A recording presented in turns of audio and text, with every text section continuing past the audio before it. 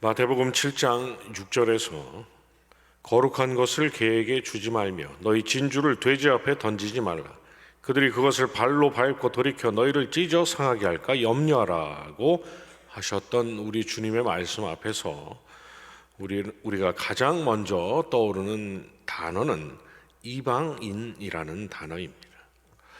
왜냐하면 잘 알려진 바와 같이 유대인들은 자기들처럼 하나님의 택하심을 입지 못한 이방인들을 개나 돼지 같은 존재로 업신여겼고, 또 마태복음 15장 26절에서 가나안 여인이 주님께 귀신 들린 딸을 고쳐줄 것을 간청했을 때도 주님께서 자녀의 떡을 취하여 개들에게 던짐이 마땅하지 아니하다라고 말씀하셨기 때문입니다. 그렇다면 거룩한 것을 개에게 주지 말고 진주를 돼지 앞에 던지지 말라 하신 우리 주님의 말씀은 이방인들에게는 복음을 전하지 말라는, 복음을 전해도 어차피 그들은 영접하지 않을 것이고 오히려 복음 전하는 자들에게 해를 입힐 것이니 그럴 필요가 없다는 말씀일까요? 그럼 복음을 전하다가 목숨을 잃은 수많은 전도자들은 주님의 그 말씀을 허투루 듣고 순종하지 않아서 그렇게 헛된 죽음을 맞이한 사람들입니까? 그렇지 않습니다. 왜냐하면 그러므로 율법의 행위로 그의 앞에 의롭다 하심을 얻을 육체가 없나니 율법으로는 죄를 깨달음이니라는 로마서 3장 20절의 말씀처럼 주님은 마태복음 7장 6절에서 그 말씀을 하시기까지 하나님의 율법으로는 절대로 의롭다 하심을 얻을 육체가 없다고, 하나님께서 율법을 주신 것은 죄를 깨닫게 하시기 위함이었음을 가르치셨기 때문입니다. 그런데 그럼에도 율법을 주신 그러한 하나님의 뜻을 전혀 알지 못한 채 죄를 깨닫기는커녕 자기야말로 율법으로 의롭다 하심을 얻을 자라고 자부하면서 하나님께서 주신 거룩한 율법을 자기의 영달의 도구로 여기고, 존귀하신 하나님의 율법을 남을 비판하고 정죄하고 심지어는 죽이기까지 하는 칼로 사용하던 당대 바리새인들을 비롯한 외식하는 자들을 주님께서 신랄하게 비판하셨기 때문입니다. 외식하는 자들은 자기 스스로를 주야로 하나님의 말씀을 열심히 묵상하는 자들이라 여겼지만 주님 보시기에 그들은 거룩한 것을 물고 있는 개요, 누가 진주를 던지면 그것이 귀한 것인 줄 모른 채 던진 사람을 물어 뜯으려는 돼지에 불과했던 것입니다. 거룩한 것을 개에게 주지 말며 너희 진주를 돼지 앞에 던지지 말라. 그들이 그것을 밟고 돌이켜 너희를 찢어 상하게 할까 염려하라는 우리 주님의 말씀은 그런 그들을 향한 우회적이지만 강력한 주님의 책망이었던 것입니다. 그런데 누가복음 11장 46절에서 우리 주님은 그런 그들을 향해서 화 있을진저 또 너희 율법 교사여 지기 어려운 짐을 사람에게 지우고 너희는 한 손가락도 이 짐에 대지 않는도다라고 말씀하셨습니다. 이게 무슨 말씀입니까?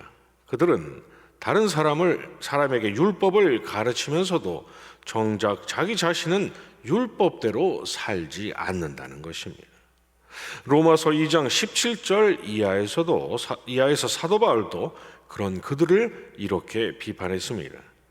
유대인이라 불리는 내가 율법을 의지하며 하나님을 자랑하며 율법의 교훈을 받아 하나님의 뜻을 알고 지극히 선한 것을 분간하며 맹인의 길을 인도하는 자여 어둠에 있는 자의 빛이요 율법에 있는 지식과 진리의 모본을 가진 자로서 어리석은 자의 교사여 어린아이의 선생이라고 스스로 믿으니, 그러면 다른 사람을 가르치는 내가 내 자신은 가르치지 아니하느냐?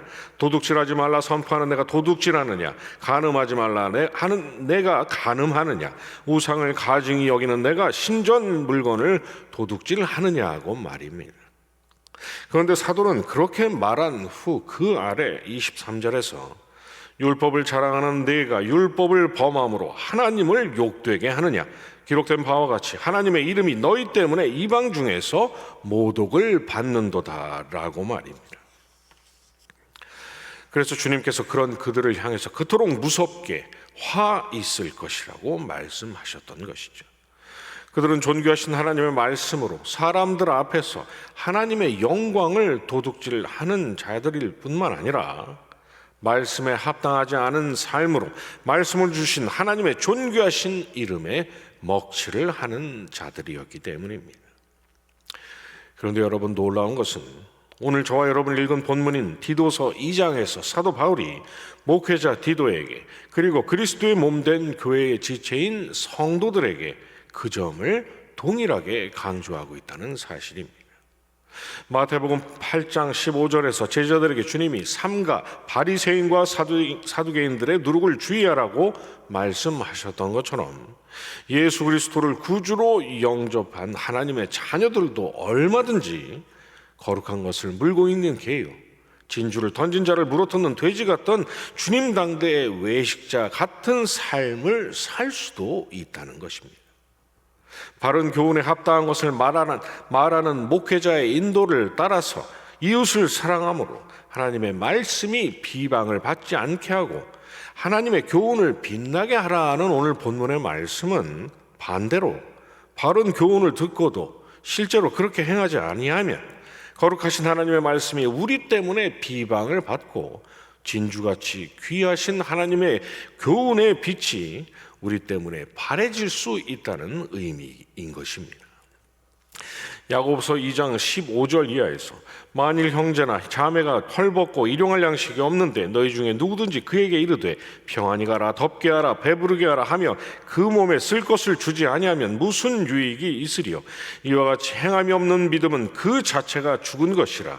내가 하나님은 한 분이신 줄 믿느냐? 잘 아는도다. 귀신들도 믿고 떠느니라. 허탄한 사람아, 행함이 없는 믿음이 헛것인 줄 알고자 하느냐는 말씀이 바로 이 점을 지적하고 있는 것입니다.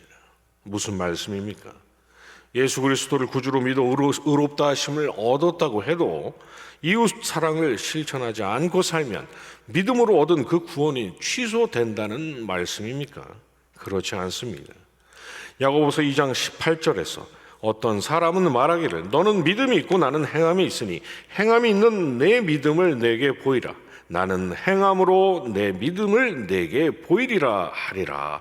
말씀처럼 이웃을 사랑하지 않으면 누가 너를 믿음으로 의롭다 하심을 얻은 하나님의 자녀라고 생각하겠냐는 것입니다. 입술로는 하나님의 살아계심을 고백하되 하나님께서 원하시는 바를 행하지 않고 사는 것은 마귀와 귀신들도 얼마든지 할 수 있는 일이라는 것이죠. 그러니 말로만 그러지 말고 이웃을 사랑함으로써 내가 믿음으로 의롭다 하심을 얻은 하나님의 백성이 맞다는 것을 증명하며 살라는 것입니다. 그래서 요한일서 4장 20절이 누구든지 하나님을 사랑하노라 하고 그 형제를 미워하면 이는 거짓말하는 자니 보는 바 그 형제를 사랑하지 아니하는 자는 보지 못하는 바 하나님을 사랑할 수 없다고 말씀하고 있는 것입니다.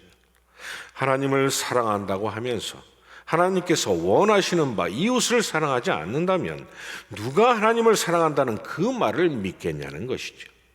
그거는 하나님을 사랑하는 것이 결코 아니요, 그러한 삶으로는 하나님께 절대로 영광을 돌릴 수가 없다는 것입니다.